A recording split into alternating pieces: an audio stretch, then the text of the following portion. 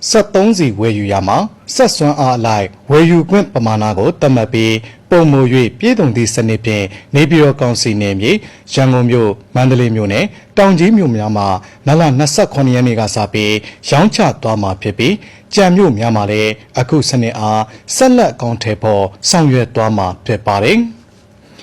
စနစ်အားအသုံးပြုရမှာမော်တော်ယာဉ်ရဲ့ဝှေ့တွက်မှာအာမခံမှုအမှတ်အသားဟီလိုဂရမ်ပါရှိမှသာအယောင်းဆိုင်ဝန်ထမ်းကစက္ကန့်ဖတ်မှာဖြစ်ပါတယ်။အဲ့ဒီအချိန်မှာဂတ်ကားဖြစ်ပါကဂတ်ဆိုင်တွင်သာဝယ်ယူရန်စာသားပေါ်လာမည်ဖြစ်ပါသည်။တက်စီဒီဇယ်စီကားများဖြစ်ပါကမော်တော်ယာဉ်နံပါတ်တစ်ပတ်အတွင်းဝယ်ယူခွင့်ပမာဏဝယ်ယူပြီးတဲ့ပမာဏဝယ်ယူရန်ကြန့်ရှိတဲ့ပမာဏပေါ်လာမှာဖြစ်ပါတယ်။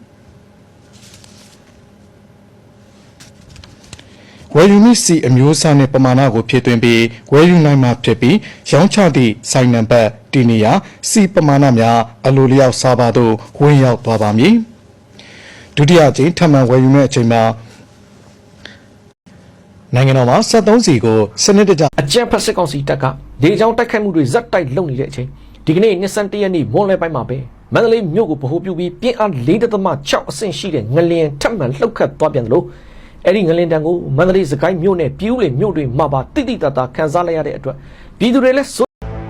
ဟော်မုစ်ရေလက်ကြားကိုစစ်ကောင်ရှင်ခေါင်းဆောင်မရောက်နိုင်တယောက်ပဲခူးရွှေမော်တော်ပွဲမှာအောင်စပူကိုငွေတွေအများကြီးစုချပေမဲ့ဂုံမရှိလို့စုမြတ်သူစားလို့တန်ဖိုးထားမခံရတဲ့ဖတ်တီမ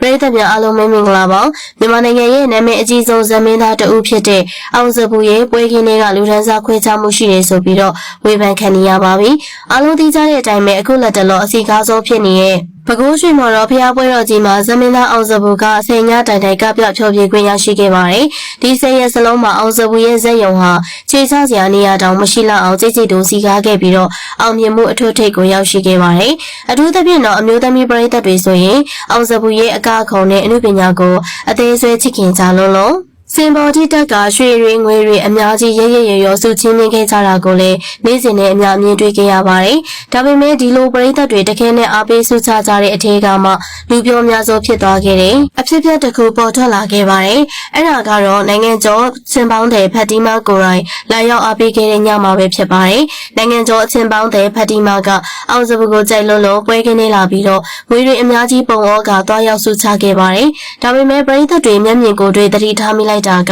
ဖတီမာတယောက်အဲ့ဒီလိုငွေတွေအများကြီးသုံးပြီးတော့စုချခဲ့ပေမဲ့လည်းအောင်စပူဘက်ကထင်ထားသလိုအတိမတ်ပြုမှုလုံးဝမရခဲ့ပါဘူးအဖက်လုံးမခံရတဲ့ဖတီမာကတော့စုချပြီးရတဲ့စင်ပေါ်ကနေမျက်နှာငယ်လေးနဲ့လှည့်ပြန်ခဲ့ရပါတယ်ဒီဖြစ်ရတဲ့တိုက်ဆိုင်စွာပဲနောက်ထပ်လာရောက်အားပေးရဲ့ဧည့်သည်တော်တူကတော့မြမရုပ်ရှင်လောကရဲ့ထိတ်တန့်ကနဝင်မင်းသမီးကြီးစုမြတ်သူစာပဲဖြစ်ပါတယ်မင်းသမီးကြီးဆုံးမြတ်သူစာကတိတ်တရတဲ့ပန်းစီကြီးနဲ့လာရောက်စုချချိန်မှာတော့အောင်စပူရဲ့တုံ့ပြန်မှုကလုံးဝကိုပြောင်းပြန်ဖြစ်သွားခဲ့ပါတယ်။အောင်စပူဟာဆုံးမြတ်သူစာကိုအရန်ကိုအလေးပေးပြီးတော့အစီအမောမှာတေချာနေရပြီးကသူရဲ့ပရိသတ်တွေကအတိမတ်ပြုကြော်ညာပေးခဲ့တာကိုအလုံးမြင်တွေ့ခဲ့ရပါတယ်။ဖတီမာပေါ်မှာဆက်ဆံတဲ့ပုံစံနဲ့ဆုံးမြတ်သူစာအပေါ်ဆက်ဆံတဲ့ပုံစံကကောင်းကင်နဲ့မြေကြီးလိုကွာခြားနေခဲ့ပါတယ်။ဒီဖြစ်ရပ်နှစ်ခုကိုရှင်းကြည့်လိုက်တဲ့အခါမှာပရိသတ်တွေကြားထဲမှာဝေဖန်တဲ့တွေဆူညံသွားခဲ့ပါတယ်။ဘာကြောင့်ဒီလိုကွာခြားသွားရတာလဲအဖြေကတော့ရှင်းပါတယ်ဖတီမာကအခုလက်ရှိမှာငွေကြေးချမ်းသာပေမဲ့လမ်းမေးစည်းတဲ့ဘဝကနေစူးစမ်းပြီးတော့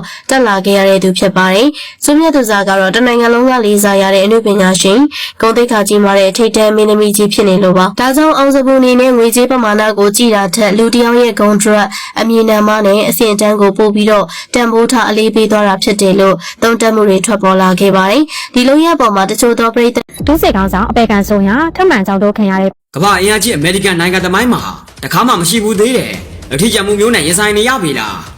EN နဲ့စစ်ဖြစ်ဖို့သူကတော့အာရခတ်တပ်တော်ရဲ့စစ်ဦးစီချုပ်ဘိုးချုပ်ထွန်းမြတ်နိုင်ပဲဖြစ်ပါတယ်အယုံနိုင်ငံရဲ့အသက်ရှူပေါက်ကိုလက်ဝါးကြီးအုပ်ပြီးငကားကိုရင်ပအောင်လှုပ်ဆောင်တဲ့ The Dragon တင်းမှာရှမ်းကုန်နေပြည်တော်နာကမြို့ကို PDF တွေတိုက်ခိုက်တင်ပိုင်စစ်သားတွေသုံးယုံတည်ဆောင်ခဲ့တယ်လို့သတင်းရရှိပါတယ်ရှင်ရှမ်းကုန်မန္တလေးလမ်းဟောင်းပေါ်ကတောကျရင်မြို့ကို PDF တွေကဒီနေ့မှာပဲတိုက်ခိုက်သိမ်းပိုက်လိုက်နိုင်ပြီဖြစ်ပါတယ်ဒီနေ့မနက်3 နာရီလောက်မှာပဲခူးတိုင်း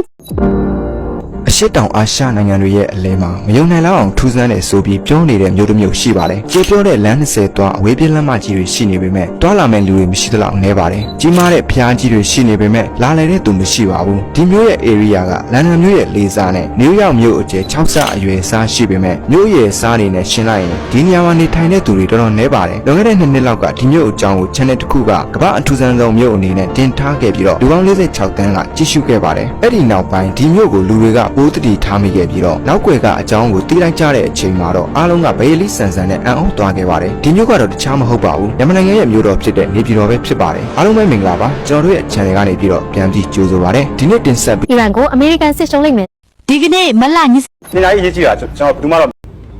ကဲကျွန်တော်တို့ရွှေမြန်မာတချင်းအောင်ရှိခဲ့ပါတယ်စဘာရွှေဝါတောင်လိုပုံဆိုပြီးတော့ဟုတ်တယ်နော်စီကိုရေရှိုးစေးုံမီလုံးနဲ့ဒီနေ့ခေတ်မှာစီရေချိုးဖို့မပြောနဲ့ဟင်းဝဲတဲ့တော့အလေးမီအောင်ထည့်နိုင်ကြလားစေးုံမီလုံးကိုမပြောနဲ့အလေးမီကြရဲ့လားဘဝတွေဟုတ်တယ်နော်အဲ့တော့တောင်လူတဲသမားဦးကြီးတွေကကျေးဇူးရှင်တဲ့အခုကျေးဇူးရှင်တွေ